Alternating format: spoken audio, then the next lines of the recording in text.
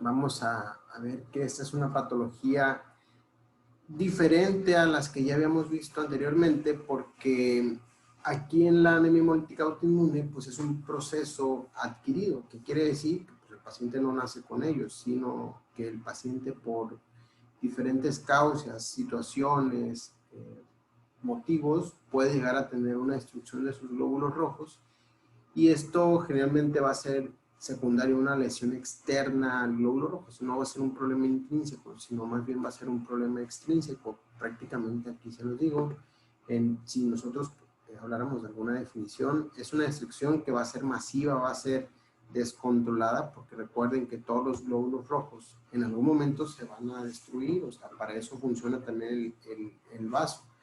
Pero aquí generalmente casi siempre es secundario a algo más, a algo que está viniendo de fuera, algo que sucede en este paciente, algo que actualmente estamos viendo mucho con esta fregadera que se llama COVID, que no solamente los pacientes están haciendo neumonía, no solamente los pacientes están haciendo coagulopatía, no solamente los pacientes están haciendo trombocitopenia inmune, sino que también están haciendo anemias hemolíticas, y ya hay reportes de bastantes casos de pacientes que secundario al proceso viral hacen esto. ¿Por qué? Porque recuerden que cuando tenemos un proceso infeccioso generamos anticuerpos. El problema es que en algunas ocasiones existe un mimetismo y estos anticuerpos van y se fijan a la plaqueta, o en este caso al glóbulo rojo, o algunas proteínas de membrana, y al momento al vaso, pues simple y sencillamente ahí se da la destrucción. El problema aquí en realidad es el mismo organismo, es el mismo cuerpo humano. ¿Por qué? Porque la bronca de todo esto es el sistema inmune. O sea, el sistema inmune se vuelve pues, loco, de tal manera que empieza a tener un montón de kamikazes. Pues, siempre les digo a los pacientes, usted tiene kamikazes en su organismo, de tal manera que lo está atacando a usted y específicamente al glóbulo rojo. Generalmente este anticuerpo o autoanticuerpo se fija a la membrana del eritrocito y no se suelta. O sea, es como una garrapata prácticamente que ahí anda circulando hasta que el pobre glóbulo rojo, tan bonito él, con su tercera parte pálida, me escuché, no sé si alguien de ustedes esté viendo, me obligaron a verla, lo aclaro, 100 días para enamorarnos, algo así, que está en Amazon. Hay una mujer que habla medio raro, me escucha así como ella. Hasta antes de todo esto, bueno, yo no estoy de acuerdo a veces con muchas cosas, ¿no? Yo soy Contreras en algunas cosas. Dicen que es poco común, sin embargo, sí lo vemos, es algo que está presente. ¿Y por qué? Porque simple y sencillamente va a estar relacionado con enfermedades autoinmunes y procesos infecciosos. Procesos infecciosos siempre hay y enfermedades autoinmunes pues también siempre hay. Ustedes tienen una gran ventaja. ¿Por qué? Porque se dice que el lupus es en mujeres bonitas, entonces ya se salvaron. Eso está relacionado con enfermedades autoinmunes y la que más conocemos es lupus. Sin embargo, vean, la mitad de las ocasiones no tenemos idea. Llega un paciente, como el que vimos hoy en consulta con Diana Laura, y tiene anemia hemolítica, ya con 4 hemoglobina y pues no sabemos a qué es. O sea, puede ser que en algún momento el paciente desarrolle lupus, artritis, leucemia linfocítica crónica, linfoma, no sé, hepatitis C, qué sé yo, alguna patología. Sin embargo, en la gran mayoría de las ocasiones no tenemos un diagnóstico, no tenemos una causa como tal, a diferencia de las talasemias, que sabemos que el problema son la síntesis de las cadenas, y la drepanocitosis, que es la sustitución del ácido glutámico, etcétera, etcétera. Pero sí, por eso digo yo que no es tan poco común, porque vean, 1 en 35,000 habitantes. Entonces aquí mínimamente podemos tener unos 20, 30 pacientes en Culiacán. De tal manera que no es tan raro, si es algo que vemos todos los días, y a veces puede llegar a ser hasta tener una mortalidad elevada, vean, hasta un 11%. Y van a decir, ¿pero por qué se mueren si hay tratamiento? Los que leyeron, pues simple y sencillamente hay pacientes que tardan en llegar a un hospital o que tardan en hacerse un diagnóstico, o que cometemos el gran error de transfundirlos, y esto favorece que el paciente haga más hemólisis todavía. En niños es menos frecuente, sin embargo en niños lo vamos a ver principalmente asociado a procesos virales. ¿Por qué? Porque recuerden que los niños, ustedes siguen siendo niños, tienen un sistema inmune inmaduro, de tal manera que ese volverse loco por procesos infecciosos todavía va a ser mucho más frecuente. No hay una predisposición, sin embargo, sabemos que si las enfermedades autoinmunes son más frecuentes en mujeres, pues obviamente aquí podemos ver que a lo mejor pudiera yo decir que en cierto punto es más común ver anemias hemolíticas y trombocitopenias en mujeres que en hombres, sin embargo va a depender del sitio donde se... Esto es lo importante que tenemos que saber en las anemias hemolíticas. Lo podemos clasificar así fríamente en estos tres comportamientos. Anemia hemolítica por anticuerpos calientes. ¿Qué quiere decir eso? Que ellos van a actuar a 37 grados centígrados, que es donde realmente se va a dar esa fijación al eritrocito, que va a ser prácticamente 2/3 partes de los pacientes o de las anemias hemolíticas. Dentro de esta anemia hemolítica, que es por anticuerpos calientes, que es el 70%, vamos a ver que va a existir una subclasificación. Y dentro de esta, la más frecuente es la IgG-C3D, que es el 40%. ¿Y esto qué importancia tiene? Pues resulta ser que la prueba de Coombs que nosotros hacemos aquí en el banco de sangre, que se hace en todos los laboratorios cuando pedimos, se llama que es una prueba de Coombs poliespecífica. ¿Por qué? Porque tiene IgG y C3D. Entonces, cuando nosotros mandamos pedir y sospechamos de una anemia hemolítica por anticuerpos calientes, estamos detectando prácticamente solamente el 40% del 70% de todas las anemias hemolíticas. Entonces, hay muchas que se nos van a escapar y ahorita vamos a platicar también por qué. También puede ser solamente por IgG, pueden ser por otro tipo de inmunoglobulinas, IgA, IgD o solamente por complemento. Y las anemias por anticuerpos fríos principalmente van a ser por IgM, y esta desventaja que va a tener es que va a tener un comportamiento a veces un poquito más agresivo porque va a ser por activación directamente del complemento. La amplitud donde va a actuar pues obviamente es todo menor de 37 grados centígrados, y los que leyeron se dieron cuenta que la gran mayor parte de la actividad de las anemias hemolíticas por anticuerpos fríos es cuando está por debajo de los 4 grados centígrados.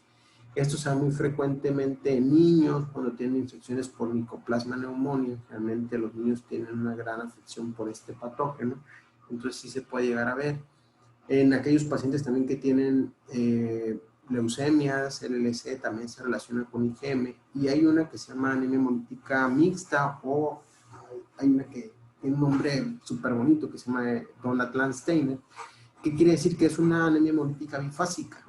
Para que eso suceda, ocupa tener dos cosas. Una, que se exponga a menos de 37 grados centígrados el paciente. ¿Para qué? Para que ese anticuerpo se fije a la membrana del glóbulo rojo, o sea, que el paciente a lo mejor se vaya, no sé, ¿qué se les antoja? Chicago, no sé, Atlanta, donde es un montón de frío, pues para que se van tan lejos, que se vayan a Surutato, y a lo mejor se fija a 37 grados centígrados, se regresa a la mejor ciudad de todas, que es Culiacán, y donde tenemos una temperatura casi siempre mayor de 37 grados centígrados, el paciente empieza a hemorizar. Entonces va a depender de la amplitud térmica, de la naturaleza del anticuerpo, cómo se va a tener el comportamiento y las manifestaciones del paciente, ¿no? Vean, esto es lo que les digo que es bien complicado, porque si ustedes se dan cuenta, perdón, hay un montón de causas asociadas a linfomas, a lupus, neoplasias como sea de ovario, colitis ulcerativa crónica específica, que la alfa-metidopa, que si la levodopa, que si procesos como les mencionaba ahorita, Mycoplasma pneumonia, todo lo que se les ocurra de linfomas, el linfoma que a ustedes se les ocurren, pueden debutar con eso. Ya mañana no, porque mañana van a dar ustedes la clase, van a ver que también vamos a hablar de lo de por fármacos, lo de la anemia de Donat-Landsteiner, que si vieron un perro, que si no sé qué, o sea, hay infinidad de causas, que el gran problema no es realmente en muchas ocasiones saber qué lo está ocasionando, sino saber cómo tratar a estos pacientes, porque dependiendo de la naturaleza de la anemia hemolítica, si es por anticuerpos fríos o por anticuerpos calientes, va a ser el tratamiento. Esto es lo que les mencionaba de los anticuerpos fríos. Omitan esto del eculizumab, porque esto lo vamos a tocar después cuando hablemos de hemoglobinuria paroxística nocturna, pero para los que han revisado, los que han visto, pues esta es la fase del complemento. donde nos vamos a dar cuenta que simple y sencillamente la inmunoglobulina M lo que va a hacer es activar el complemento o hiperactivar el complemento. Y recuerden que la función del complemento es generar algo que se llama complejo de ataque de membrana. El gran problema es que este complejo de ataque de membrana no va a tener un control, de tal manera que va a empezar a formar un montón de poros al eritrocito, de tal manera que este eritrocito se va a estar destruyendo. Por eso es que las anemias hemolíticas por anticuerpos fríos, por activación de IgM y subsecuentemente activación del complemento van a tener hemólisis. Generalmente va a ser intravascular. A diferencia de la anemia hemolítica por anticuerpos calientes, sabemos nosotros que va a ser extravascular, va a ser principalmente en el vaso de órgano con B y con Z. El anticuerpo se va a fijar a la membrana, algunas proteínas de membrana del eritrocito, de tal manera que cuando llegue al vaso o al hígado también, porque acuérdense que en el hígado también puede haber ahí algunos captadores de los eritrocitos, va a decir el macrófago esplénico, tú traes algo en tu superficie. No, soy un eritrocito normal. ¿Cuál? Lo mata, ¿no? Entonces prácticamente este paciente va a tener un incremento en la depuración, vamos a ponerlo así, esplénico, de tal manera que el vaso va a empezar a tener un crecimiento importante del tamaño. Por eso es que en estos pacientes se explica que tienen esplenomegalia, porque ese eritrocito viene con algo pegado en su superficie que no es normal y que al momento de que llega al presentador ahí al vaso, pues empieza a haber un montón de eritrocitos que se van a estar destruyendo a nivel esplénico. Pues obviamente ustedes saben que el vaso es como un globo, mientras más le meten de agua, juegan con los globos. A lo mejor a ustedes no les tocó porque son generación Z, millennial, sepa, va a empezar a crecer ese vaso, ¿no? Entonces, vean cómo la fisiopatología son diferentes. Uno, el problema es intravascular por activación del complemento y el otro es extravascular. Ojo, no quiere decir que los anticuerpos calientes no tengan también comportamiento de anemia hemolítica intravascular. Va a depender de la severidad. Si aprendemos esto, después vamos a saber cómo podemos tratar estos pacientes.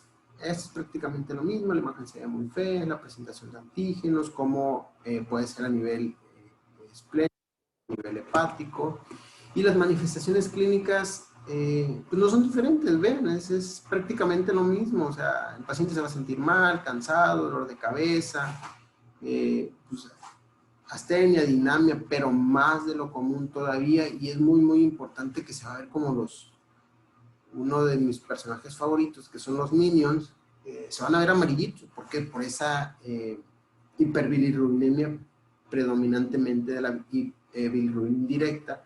Obviamente estos pacientes van a tener DHL elevada. Si mandamos pedir aptoglobina, recuerden que la aptoglobina va a salir disminuida. ¿Por qué? Porque empieza a captar un montón de hemoglobina libre, de tal manera que va a haber el momento que se va a acabar esta aptoglobina y no va a tener cómo estar circulando, ¿no? Todo lo demás, esto es prácticamente de síndrome anémico, la taquicardia, si el paciente tiene cefalea, hipotensión, síncope.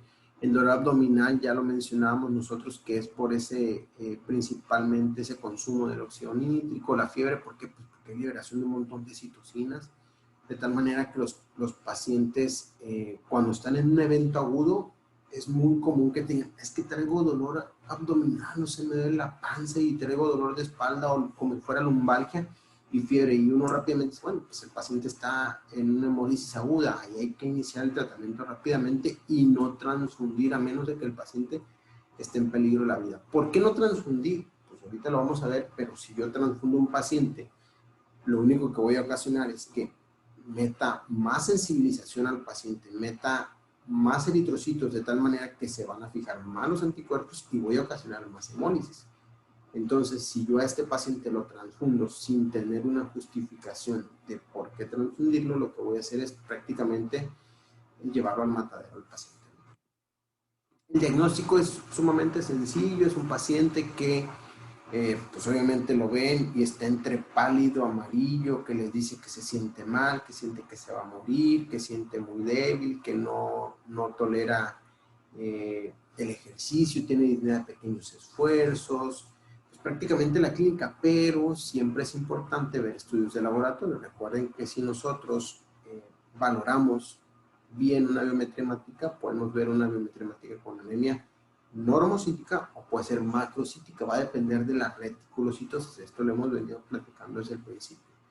Vean cómo uno de los principales marcadores es el incremento de la DHL y no en todos los pacientes puede haber hiperbilirubinemia indirecta. ¿Por qué? Porque a lo mejor el paciente tiene una hemólisis crónica, no está en la fase aguda y ya hizo, a mí me ha tocado ver pacientes que tienen, pues es que yo tengo 3 meses sintiéndome así y me ha ido bajando la hemoglobina poco a poco, o sea, la hemólisis ha sido tan lenta que hicieron aparte una deficiencia de ácido fólico. Sí, la aptoglobina es muy importante que puede llegar a estar baja, 93%, pero de aquí a que la pida tarde una semana en salir el resultado, pues prácticamente el paciente se murió. Y lo de la esferocitosis, recuerden, hay una patología que es la esferocitosis hereditaria, pero aquí también puede llegar a verse esa esferocitosis por ese daño que tiene propiamente el glóbulo rojo, ¿no? Una vez que yo sospecho, les voy a contar, por ejemplo, un paciente, don Enrique, que lo vimos hoy en la consulta, hace un año llegó a urgencias porque tenía 4 hemoglobinas, es un paciente diabético, hipertenso, llegó porque se sentía muy mal, tenía una semana así, y pues 4 hemoglobinas con macrocitosis, el BCM estaba como en 120, 130, le mandaron pedir el resto de los estudios, vieron que los reticulocitos estaban como en 15% corregidos, la DHL elevada, la bilirrubina indirecta elevada. Entonces prácticamente en este paciente estaban casi haciendo diagnóstico de una anemia hemolítica. Lo que les faltaba para ponerle el nombre de autoinmune es mandar a hacer una prueba que se llama prueba de Coombs, que es lo que les mencionaba ahorita. Esta prueba de Coombs, ¿qué es lo que se hace? Se toma una muestra del paciente, una biometría hemática. ¿Alguien tiene abierto su micrófono? Ciérrelo, por favor. Se extrae una cantidad de eritrocitos, se pone en solución salina, se hacen lavados de los eritrocitos de tal manera que nosotros nos quedemos solamente con los puros eritrocitos, se hacen 3 lavados, se hacen centrifugados, para quedarnos con una proporción muy pequeña de los eritrocitos. Una vez que se hace eso, hay un suero que se llama suero de Coombs poliespecífico, que es así, se ve así, azulito. Se le pone una gotita del suero de Coombs poliespecífico a esos eritrocitos que ya se lavaron en 3 ocasiones. Una vez que se hace eso, se ponen a incubar a 37 grados centígrados. ¿Por qué a 37 grados centígrados? Porque yo sé que los anticuerpos calientes pues, se fijan a 37 grados centígrados. Se pone a incubar a 37 grados centígrados. Una vez que ya se incuba, se mete a la centrífuga y se ve cómo está la separación de los eritrocitos y el suero de Coombs. Cuando yo veo eso, tengo que valorar esto. Si ustedes se dan cuenta, incluso un mouse no me deja. Déjenme que esta cosa. Aquí se ven como unos granitos, así, unos puntitos. ¿Lo alcanzan a ver? Sí, doctor. Sí. Esto es aglutinación, quiere decir que es una prueba de Coombs positiva. Esto se hace en el tubo. Si todo se viera, vamos a suponer que se viera como la parte de acá abajo así parejito y no se vieran estos 3 puntitos, yo pudiera decir que es una prueba de Coombs negativa. O sea, aparentemente no hay anticuerpos, no se está fijando esos anticuerpos porque el otro es un antígeno que estamos poniendo, que ya está sensibilizado. Pero en el caso de es una prueba de Coombs positiva. Vemos cómo se están aglutinando los eritrocitos de tal manera que nosotros decimos, bueno, el paciente tiene una anemia hemolítica. ¿Por qué sé que tiene una anemia hemolítica? Porque tiene reticulocitosis, DH elevada y bilirrubina indirecta elevada. Y le puedo poner el apellido autoinmune. No puedo ponerle secundario a qué, a menos de que yo tenga un antecedente. Es que tuvo COVID hace 3 semanas. Bueno, es una anemia hemolítica autoinmune, probablemente secundaria a una infección por COVID-19. ¿De acuerdo? Se puede hacer de 2 maneras. Se puede hacer así, como se ve en la foto del lado izquierdo, o se puede hacer como en la foto del lado derecho, que es en tarjeta.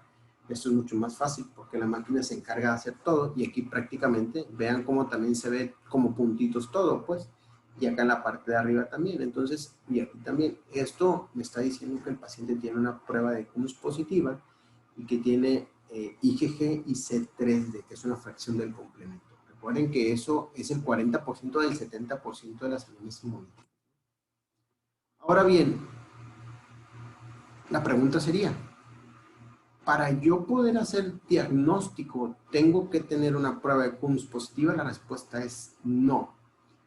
Para que esta prueba de Coombs salga positiva, ocupa que existan entre 350 y 500 moléculas de IgG y que esas estén pegadas a la membrana del glóbulo rojo. Si tiene 299, pues a lo mejor nos va a salir negativo. Y no quiere decir que el paciente no tenga una anemia hemolítica autoinmune. Quiere decir que la prueba no es capaz de detectar en ese paciente esas 299 moléculas. ¿Por qué? Porque está hecha para detectar de 300 para arriba.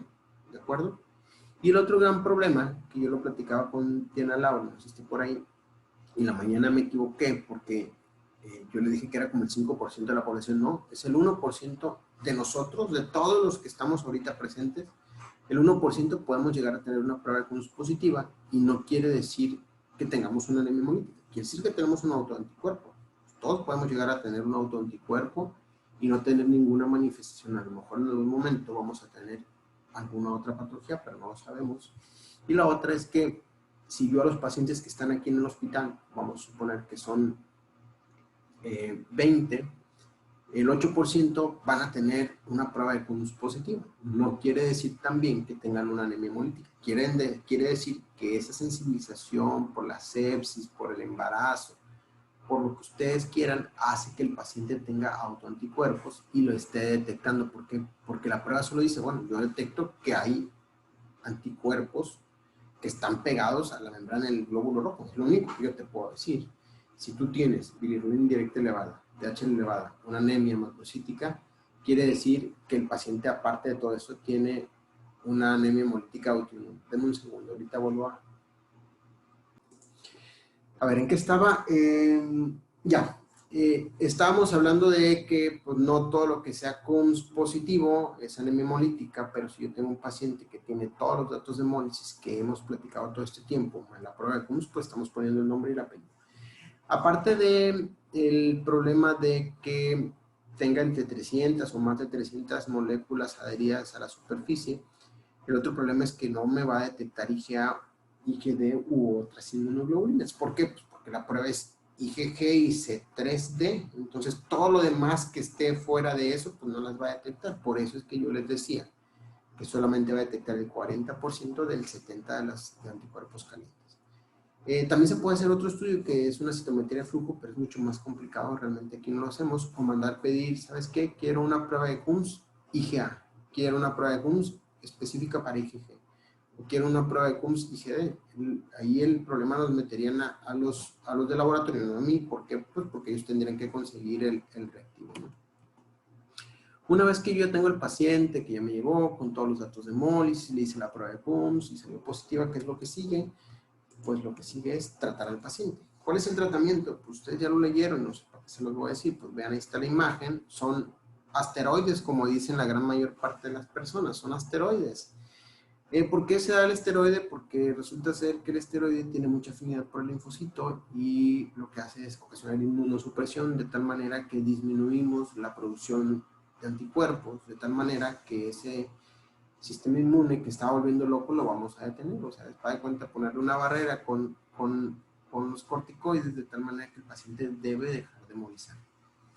Hay varias formas de dar tratamiento. Les voy a decir cómo dicen las guías y les voy a decir qué es lo que yo hago. Nada más no pasen ese dato porque si no después los pacientes no van a querer ir conmigo. Las guías te dicen que pues dependiendo de la severidad tú puedes darle ya sea prednisona 1 miligramo por kilogramo de peso. ¿Por qué 1 miligramo? Pues porque a alguien se le ocurrió, no es una dosis que esté comprobada y que se han hecho estudios clínicos. Simple y sencillamente alguien dijo, vamos a dar una dosis de 1 miligramo, se acabó.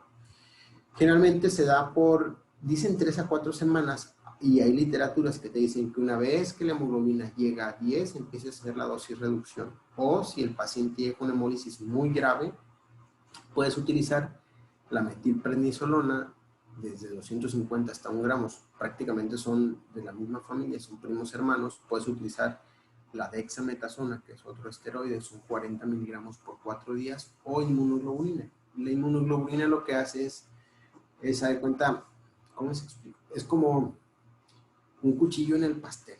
Va a separar prácticamente, se va a meter entre el glóbulo rojo y el anticuerpo, de tal manera que va a permitir que no se esté fijando ahí, que se fija la inmunoglobulina y el eritrocito no se esté hemorizando, ¿de acuerdo? Pero si ustedes se dan cuenta, aquí hay algo que dice que debe haber una dosis de mantenimiento de 10 miligramos durante 6 a 12 meses. Entonces, esto prácticamente es para detener la hemólisis de manera súbita. ¿Por qué? Porque si lo damos con prednisona y el paciente tiene compromiso hemodinámico, nunca lo vamos a alcanzar. Es un paciente que se va a morir. Yo nada más me ha tocado un paciente que se murió, yo estaba en la residencia, no tocó mi guardia, tocó alguien más, y el paciente llegó con 2 de hemoglobina, le pusieron la metilprednisolona, lo transfundieron porque estaba en peligro su vida y el paciente prácticamente se murió. Entonces, si independientemente del paciente, una vez que logramos estabilizar la hemoglobina en 10, tenemos que hacer una dosis reducción de 10% cada 3 a 4 días, de tal manera que en eso vamos a tardar como 2 o 3 meses hasta que lleguemos a una dosis de 10 miligramos. Y ya hay estudios donde dicen que mientras más tiempo dejes ese mantenimiento con 10 miligramos, el riesgo de recaída es menor. Entonces hay algunos artículos que dicen 6 meses, pero aquellos que hicieron la revisión a 12 meses vieron que las recaídas eran mucho menores en los pacientes que recibieron 12 meses que en aquellos que recibieron 6 meses. Entonces la respuesta es mientras más, mejor. Quiere decir prácticamente 12 meses. Hay pacientes que no van a responder, no todos los pacientes van a responder al tratamiento de primera línea, generalmente es como el 70%, así como la trombocitopenia inmune que ya vamos a ver. El problema es en estos pacientes que no responden, ¿qué les haces? Pues hay tratamientos de segunda línea. Aquí el tratamiento de segunda línea va a depender de 2 cosas. ¿Qué edad tiene el paciente? ¿Cómo está su estado físico del paciente? ¿Y tiene lana o no tiene lana? ¿Por qué? Porque vamos a suponer que es un paciente de más de 70 años, que es diabético, hipertenso, y ¿sabes qué? Pues no lo podemos meter a quirófano. Pues es candidato a rituximab, ¿ok? Resulta ser que el rituximab, la dosis, está en proceso de la modificación de disminución de la dosis, es de 375 miligramos por metro cuadrado. Prácticamente a un paciente de 70 kilos le tocan 700 miligramos. Ok, pues póngasela, doctorcito. Bueno, pues entonces eche para acá 75,000 pesos, pues no se la ponga. ¿Por qué? Porque resulta ser que el frasco de rituximab, que la marca es Maptera, el de 500 miligramos sale alrededor de 38,000 pesos y el de 100 miligramos como 20 y tantos mil pesos, son 70,000 pesos por semana, por 4 semanas. O sea, estamos hablando de 300,000 pesos en un mes, a menos de que tengan seguro de gastos médicos, que estén en el ISSSTE, cosas por el estilo, que tengan dinero, pues lo pueden hacer.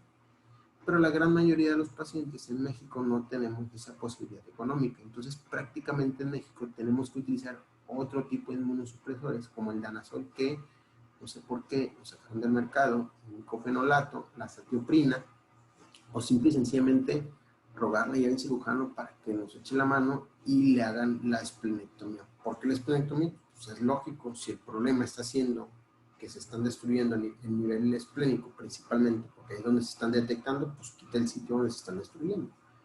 Entonces, estas son las opciones, pero aún así hay pacientes que no van a responder a este tratamiento. Hay pacientes que le diste esteroide, que resulta ser que le dieron rituximab, tampoco funcionó, y que después, ¿saben qué? Pues hay que quitarle el vaso, le quitamos el vaso, tampoco funcionó, pues lo que hay que hacer es dar otro tipo de inmunosupresiones o una combinación de inmunosupresores, pero está la cetoprina, la ciclosporina, la ciclofosfonida, el metotrexate, y aún así si no responde, hay que jugarnos un volado con dosis altas de ciclofosfonida, de tal manera que el paciente o se muere, o se recupera, o hay un medicamento que es un anti-CD52. ¿Qué es lo que yo hago? ¿Qué es lo que yo hago muy personalmente y que funcione y está basado en las guías? No porque a mí se me ocurrió, no porque es doctor Medina, marca registrada. Yo soy de la idea que yo soy don esteroide, don dexametasona. Yo les doy dexametasona a todos mis pacientes prácticamente, 40 miligramos cada 24 horas, se diluyen 100 mililitros de solución salina, se pasa en 30 minutos por 4 días y al quinto día lo que yo hago es, me brinco a prednisona 1 miligramo por kilogramo de peso. Supongamos, no sé, Emanuel, que está ahí en el grupo, ¿no? Pues resulta ser que tiene anemia hemolítica y pesa 70 kilos. Ok, Emanuel, te voy a poner dexametasona jueves, viernes, sábado y domingo. Y el lunes te voy a iniciar prednisona 70 miligramos. ¿Cuánto tiempo?